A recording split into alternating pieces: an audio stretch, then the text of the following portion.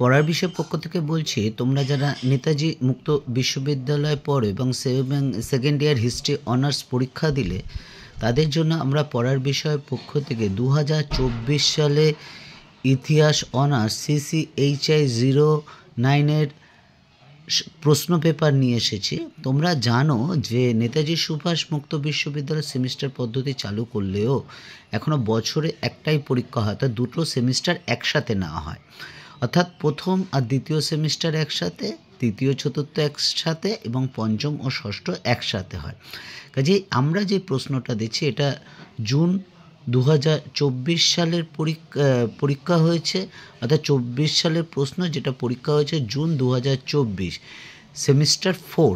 কারণ যেহেতু CCHI 09 এবং এর এটা হচ্ছে হিস্ট্রি অফ ইন্ডিয়া 5 1550 থেকে 1605, অর্থাৎ আকবরের উত্থান থেকে মোটামুটি আকবরের সিংহাসন আরোহণ থেকে আকবরের মৃত্যু পর্যন্ত, অর্থাৎ আকবরের রাজত্বকাল পর্যন্ত। এবার চলো আমরা একটু মার্কস ডিভিশনটা একটু দেখে নিই।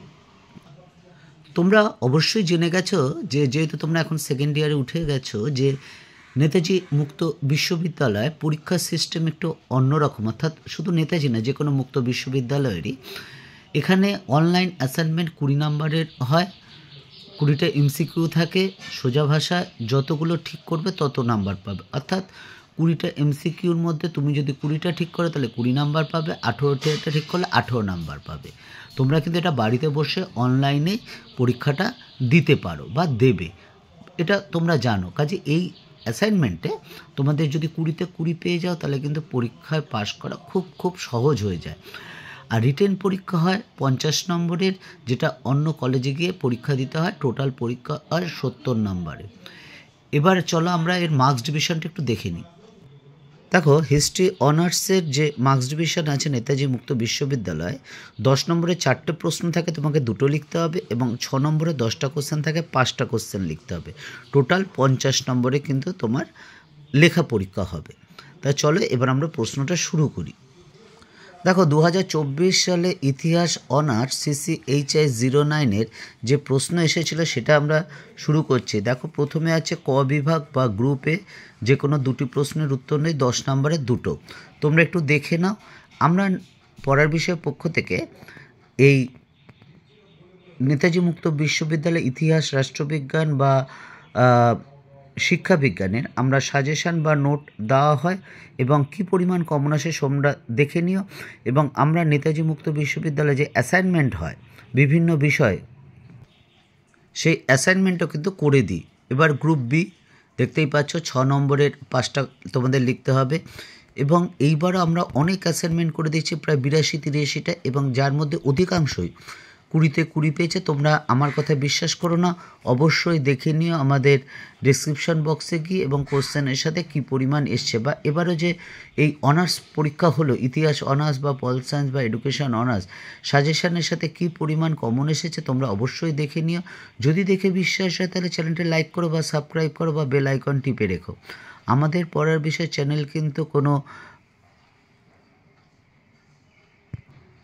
কোনো কিছু বিনিময়ের মাধ্যমে নয়, আমরা সম্পূর্ণ আমাদের এই চ্যানেলের মাধ্যমেই দিয়ে থাকি, অনলাইনে আর কিছু হয় না। কাজে বুঝতেই পারছো যে